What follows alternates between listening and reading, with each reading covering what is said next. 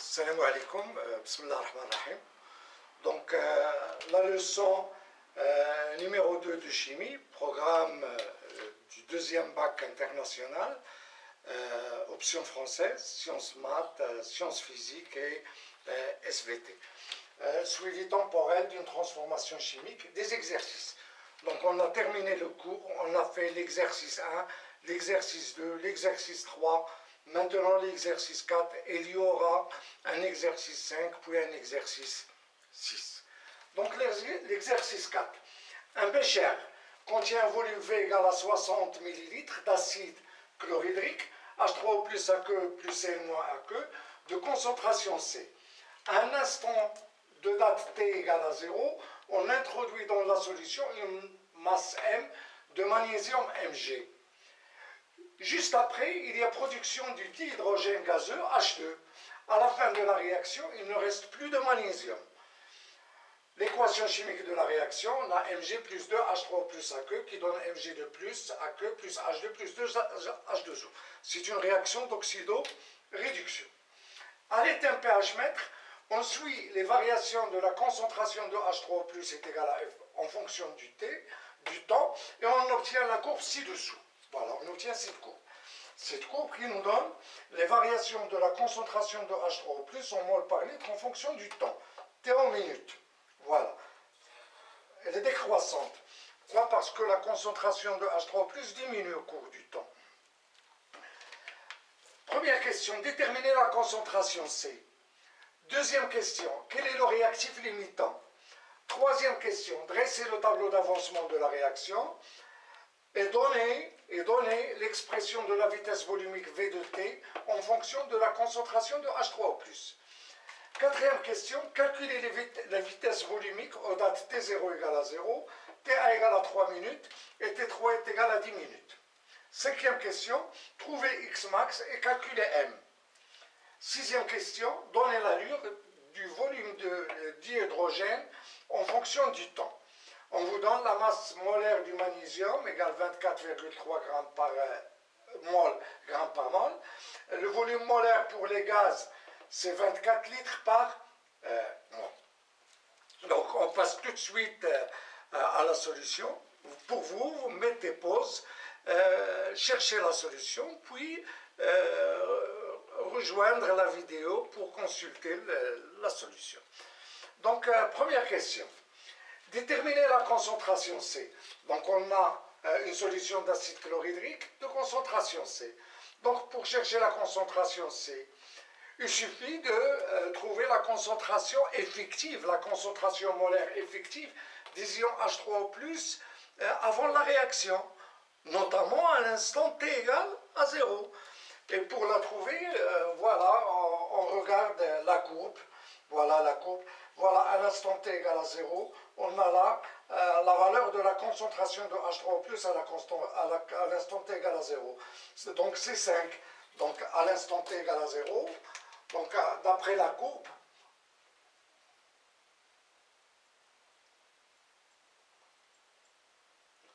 on a la concentration de H3O+, à l'instant T égale à 0, est égal à 5 mol par litre, donc C est égal donc à 5 mol par litre. Voilà. Car la concentration effective de H3O+ est égale à la concentration C. Deuxième question, quel est le réactif limitant? Eh bien, d'après l'énoncé, on vous a dit qu'à la fin de la réaction, il n'y a plus de magnésium. Donc le magnésium est le réactif limitant, qui disparaît totalement à la fin de la réaction. Donc le réactif limitant,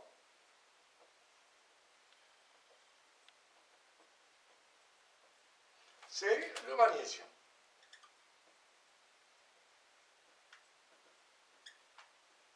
Mg. Troisième question, dresser le tableau d'avancement de la réaction et donner l'expression de la vitesse volumique V de T en fonction de la concentration de H3O+.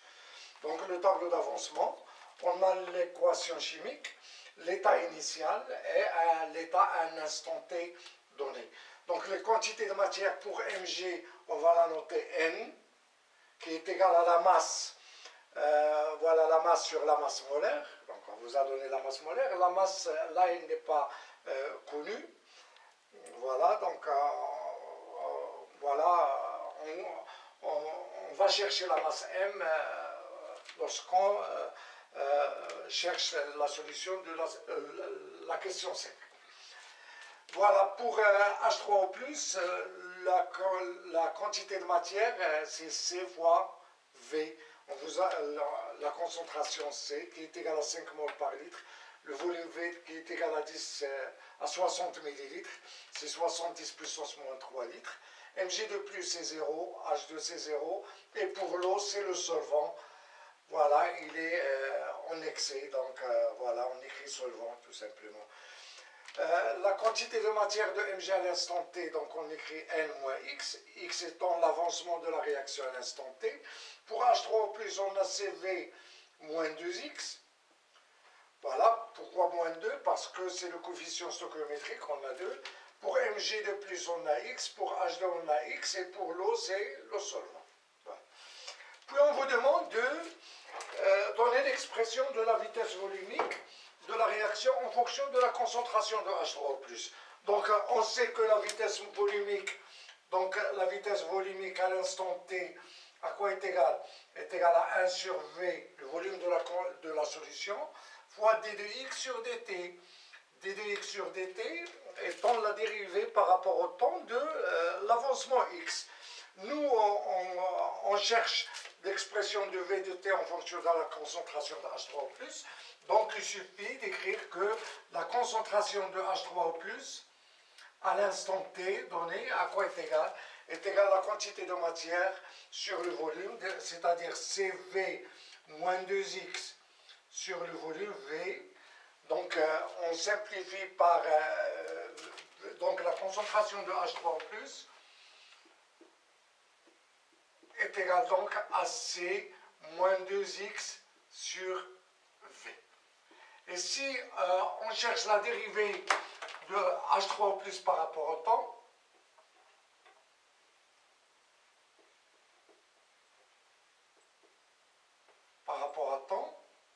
ça est quoi? Est égal à la dérivée de C, c'est 0, puisque c'est une constante. Donc, est égal à 0, plus 2C sur V, c'est une constante. Donc, ça nous donne moins 2 sur V fois d de x sur dt. 1 sur V d de x sur dt n'est rien d'autre que la vitesse volumique. Donc, la dérivée de la concentration de H3O+ par rapport au temps est égale donc à moins 2 fois V de t. Voilà.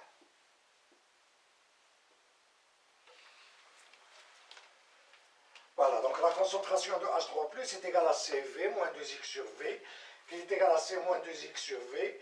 La dérivée par rapport au temps de la concentration de H3O+ est égale, la dérivée de C c'est 0, la dérivée de moins 2 sur V, x c'est moins 2 sur V d de x sur dt, 1 sur V d de x sur dt, c'est la vitesse volumique de la réaction à l'instant t. Donc puis, on vous demande de chercher, de calculer les vitesses volumiques aux dates T0 égale à 0, T1 égale à 3 minutes et T3 est égal à 10 minutes.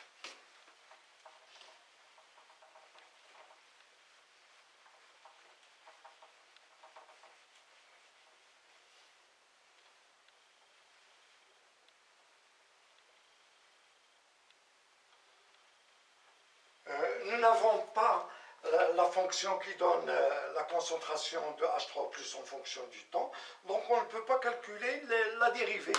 Mais on a là cette courbe. Donc on vous demande de chercher la vitesse à l'instant t, la vitesse volumique à l'instant t égale à 0. Donc la vitesse volumique à l'instant t égale à 0, il est lié à la dérivée de la concentration de H3O+ par rapport au temps à l'instant t égale à 0. Et cette dérivée n'est rien d'autre que la pente de ces tangentes. La tangente à la courbe à l'instant t égale à 0. Donc il faut chercher la pente de cette tangente à l'instant t égale à 0, ça nous donne la dérivée par rapport au temps de la concentration de H3O+. Donc on a à l'instant t0 égale à 0, donc ça c'est la question 4. À t0 égale à 0, on a V0, donc voilà, on a la concentration. Voilà, la concentration de H3O+, voilà, D de la concentration de H3O+ à l'instant T, voilà, D de la dérivée de la concentration de H3O+ par rapport au temps à l'instant T0 égale 0, ça est égal à la pente à 0, qui est égal à moins 2 fois V0. Donc V0 est égal à moins 1,5 à 0. Donc il faut chercher à 0. Donc à 0, la pente de cette tangente. Donc il suffit de prendre deux points. Donc ce point et celui-là. Donc pour ce point, l'ordonnée c'est 3,2. Là on a 5. Donc ça nous donne 3,2 moins 5 sur... voilà, c'est pour ce point, on a 4. Moins 4, moins pour ce point, c'est 0. Et tout calcul fait, ça vous donne moins 0,45. Moins 0,45, la concentration de H3O+ c'est en mol par litre et le temps par minute. Donc ça vous donne mol, litre moins 1, minute moins 1. Donc V0 est égal donc à moins 1,5 à 0. C'est moins 1,5 fois moins 0,45. Donc V0 est égal à moins 0, à peu près moins 0,22 mol, litre moins 1, minute moins 1.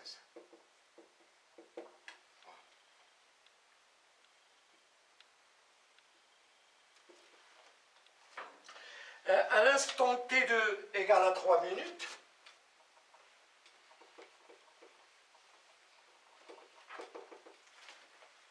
voilà, à l'instant T1 est égal à 3 minutes, donc de la même façon, on aura V1 à l'instant T1 qui est égal à moins 1,5 à 1. Et A1, c'est quoi? C'est la pente de la tangente à l'instant t égale à 3 minutes. Voilà, c'est tangente. Voilà, on vous a tracé la tangente. Donc, pour chercher la pente de cette tangente, il suffit de prendre ce point. On va prendre ce point et celui-là. Donc, pour ce point, l'ordonnée, c'est 3, parce que sur cet axe, on n'a pas commencé par 0. On a commencé par 3, 4 et 5. Donc, pour ce point, on a 3. Et pour ce point, on a 4. Donc, ça va nous donner A1 est égal à 3 moins 4 sur... Voilà, donc 3 moins... voilà, c'est ça. Donc, 3 moins 4 sur 9 moins 3. Donc, tout calcul fait vous donne A1 est égal à moins 0,17 mol, litre moins 1, minute moins 1. Donc V1, on va diviser par 2, V1 égale, voilà, ceci divisé par 2, donc c'est moins 1,5 fois moins 0,17, donc V1 égale à moins 0,085 mol, litre moins 1, minute moins 1. Puis, à l'instant T2,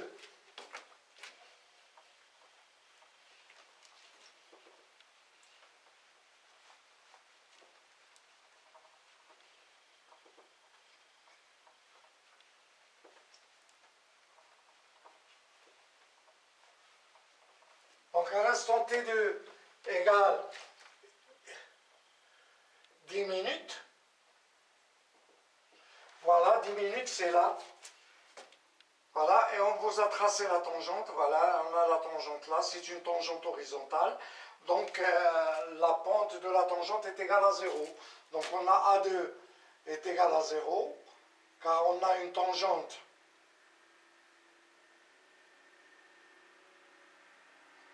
horizontale, et par conséquent V2 est égal à 0. Donc V2 égale à 0, ça veut dire qu'on a atteint la fin de la réaction. Si on nous demande d'interpréter cette variation de vitesse, il suffit de dire qu'au cours de la réaction, les concentrations des réactifs diminuent. Et puisque les concentrations des réactifs sont des facteurs cinétiques, lorsque la concentration de l'un au moins des réactifs diminue, donc la vitesse volumique diminue. Donc interprétation.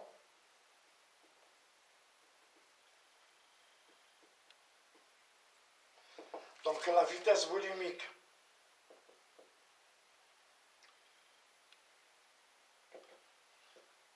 diminue car la concentration des réactifs, les concentrations des réactifs diminuent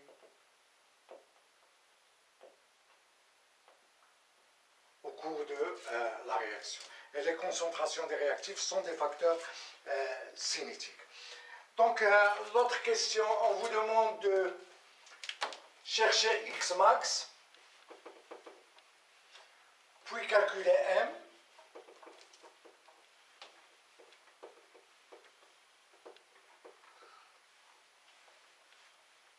Donc, X max, voilà, on ne peut pas chercher X max à partir du... Voilà, on a le réactif limitant, c'est le magnésium. Donc on a N moins X max est égal à 0. Et N, c'est quoi? C'est la masse sur la masse molaire de Mg moins X max est égal à 0. On a la masse molaire de Mg, on la connaît, mais M, on vous demande de la chercher. Donc on ne peut pas utiliser cette relation. Tout ce qu'on peut faire, donc on peut voir la coupe. On a la concentration finale de H3O+, on peut la trouver là, à partir de la coupe. Donc on a la concentration finale de H3O+, finale, à quoi est égal? Est égal à CV moins 2X max sur V. Voilà, pourquoi? Parce que l'avancement à l'état final prend sa valeur maximale. Donc ça veut dire que la concentration de H3O+ finale fois V est égale à CV moins 2X max.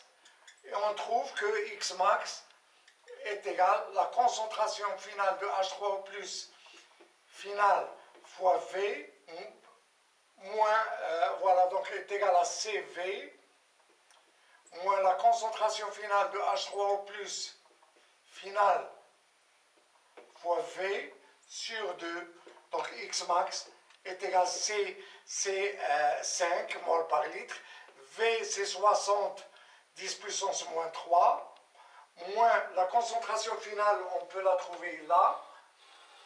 Voilà, donc on a 3, 3,2, 3,4, 3,6. Donc moins 3,6 fois 60, 10 puissance moins 3 sur 2. Et tout calcul fait vous donne X max est égal à 0,41 mol.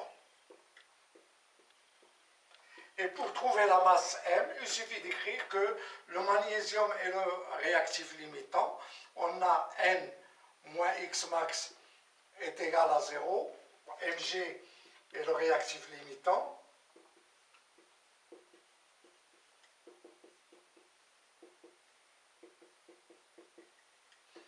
Donc M, c'est M sur la masse molaire de Mg. Voilà, qui est égal donc à X max. Donc M est égal à X max fois la masse molaire de Mg qui est égal à 0,41 multiplié par 24,3 et on obtient m égale 1 gramme. Pour la courbe de H2,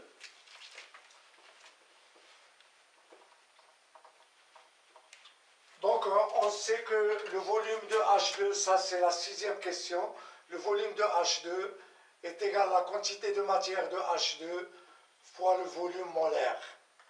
Voilà, car on sait que la quantité de matière pour un gaz, elle est égale au volume sur le volume molaire. Donc, et la quantité de matière de H2 à un instant t donné, c'est X, multiplié par Vm. Donc, à t égale à 0, on a V0 de H2 est égal à 0, et à l'état final, à la fin de la réaction,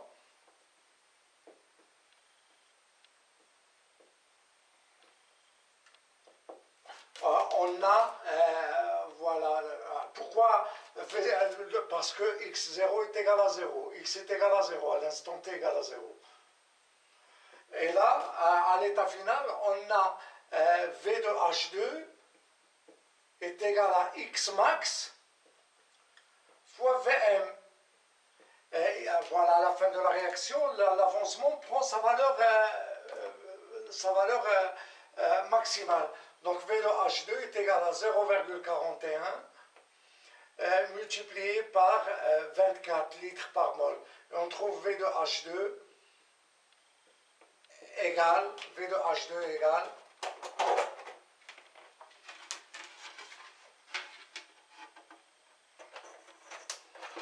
voilà, égale 9,84.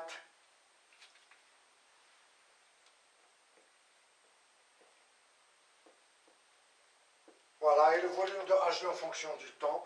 À l'instant t égale à 0, on a 0. Et à la fin de la réaction, on a 9,84 litres. Donc ainsi se termine cet exercice 4. Et si vous aimez le contenu de ce qu'on vient de faire, faites j'aime, partagez la vidéo et s'abonnez à la chaîne. À bientôt.